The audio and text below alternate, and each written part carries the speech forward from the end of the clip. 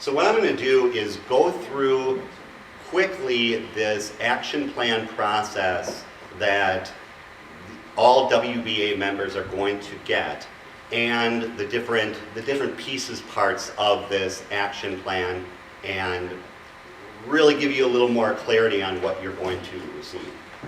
So before I dig into that, I just want to go through a few points that make us different from others.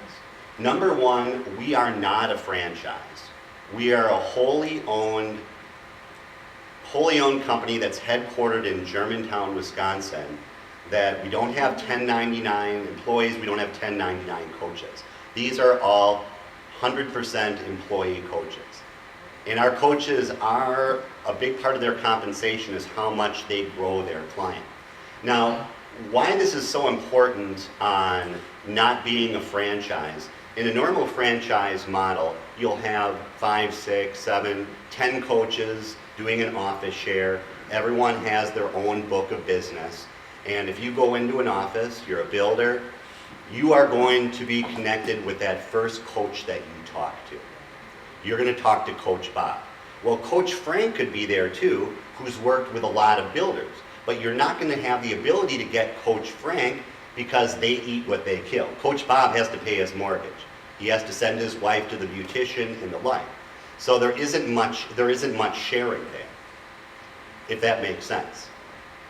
So with us, what you get is, number one, we match our coaches with our candidates, because like a high-end university, we do not take anyone just because they do an action plan.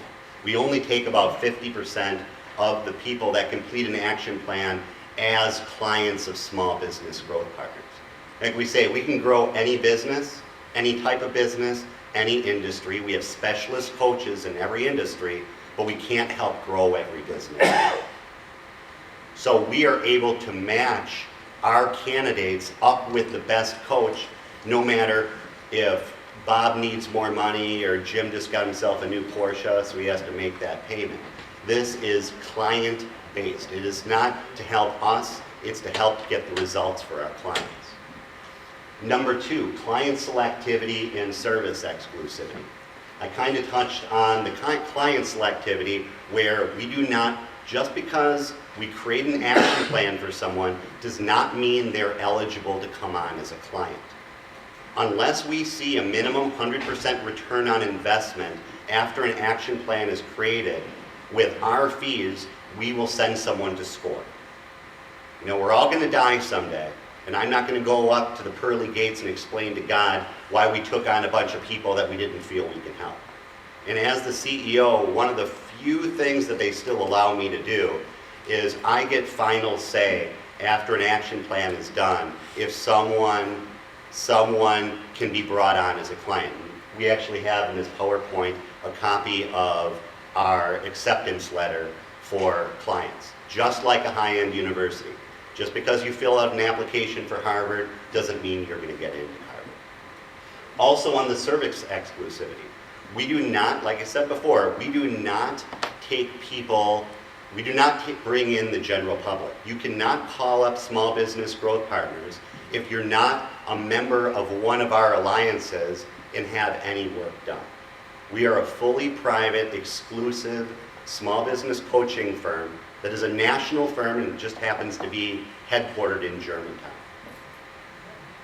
And we use that as our first level of vetting to see, when we bring on people, one of the big reasons we did this is we use our associations as the first level of vetting for the people that we do these action plans with, because these things are not cheap.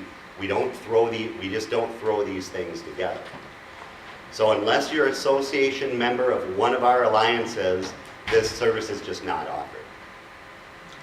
Also, 100% client focus.